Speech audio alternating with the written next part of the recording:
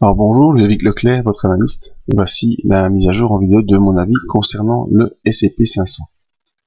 Alors, analyse un peu plus longue que l'accoutumée, en effet, ici, je vais vous présenter tout d'abord un graphique hebdomadaire sur une périodicité de 2 ans, car j'entends parler depuis plusieurs semaines de grands spécialistes qui nous disent qu'on est face à des plus hauts et que la probabilité de retournement avec une chute de l'indice est très fort.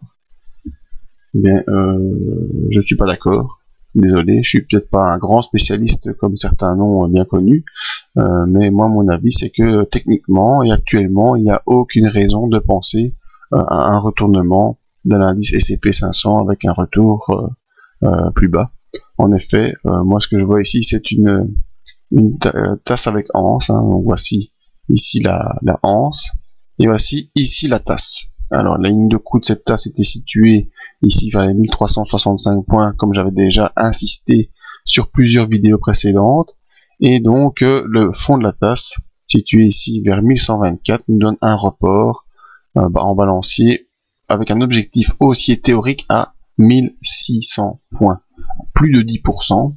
Alors cet objectif théorique correspond à quoi? Eh bien, si on prend encore un peu plus de recul, ça correspond ici bel et bien à des plus hauts qui ont été faits au mois d'octobre 2007 avec un point haut à 1561.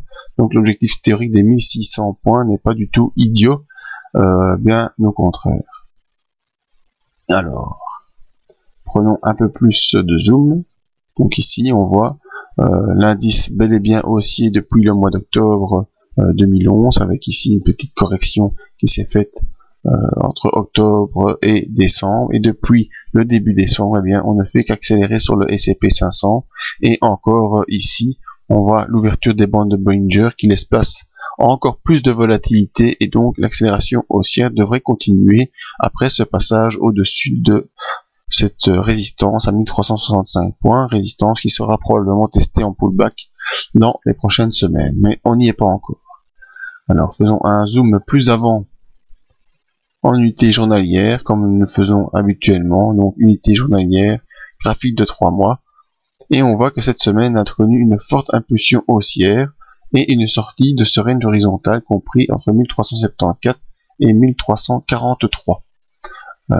Sortie de ce range horizontal avec une grosse accélération mardi, petite journée de stagnation mercredi, et jeudi, vendredi, on continue la hausse et on reste toujours en dehors des bandes de Bollinger. Donc 3 séances au-dessus, en dehors des bandes de Bollinger, on devrait normalement avoir une petite consolidation qui devrait se faire, mais sans réelle importance quant à la tendance de fond. Voyons un peu nos indicateurs. Le MACD est bel et bien retourné au-dessus de son signal qui lui-même est haussier, donc on est face à une nouvelle impulsion haussière qui devrait bien se propager dans les semaines à venir. Le RSI, très important, le RSI, on voit qu'il est bel et bien revenu entre 60 et 80 dans son couloir d'impulsion haussière et donc n'est pas en train de faiblir, en tout cas dans le court terme. Alors les volumes, toujours très important les volumes, et bien là, pas besoin de beaucoup d'explications, vous le voyez de vous-même, c'est très parlant, c'est très criant, les volumes acheteurs ne font que s'accumuler et il n'y a vraiment aucune raison de paniquer quant à un retournement court terme du S&P 500 avec un effondrement du cours.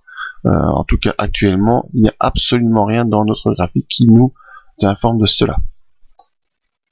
Ici, le stochastique qui est arrivé en zone maximale d'impulsion, en zone de surachat.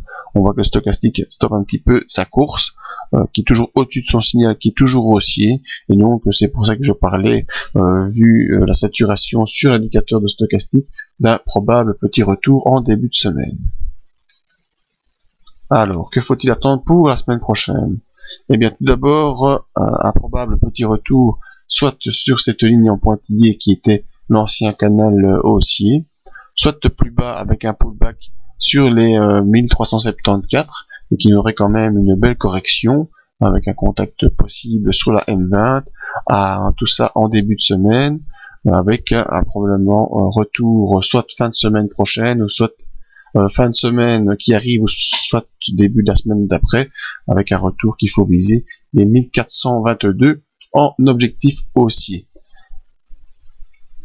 Donc actuellement, contrairement à ce qu'on peut vous dire ou ce que vous pouvez entendre, je ne vois aucune information graphique qui me dise que le S&P 500 va faire une inversion et qu'il va s'écrouler. C'est pour ça que je disais en cours de semaine que prendre quelques turbos sur la hausse des indices, que ce soit le S&P ou autre, ne serait pas, à mon sens, complètement idiot.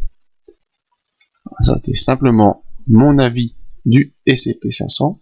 Je vous invite à nous rejoindre sur le site pour d'autres analyses sur des matières premières, des indices. N'oubliez pas notre promotion du mois de mars qui continue avec des analyses en vidéo à 50% de réduction, et la prochaine conférence le 27 mars à la salle boursière de Charleroi. Merci à tous et à bientôt.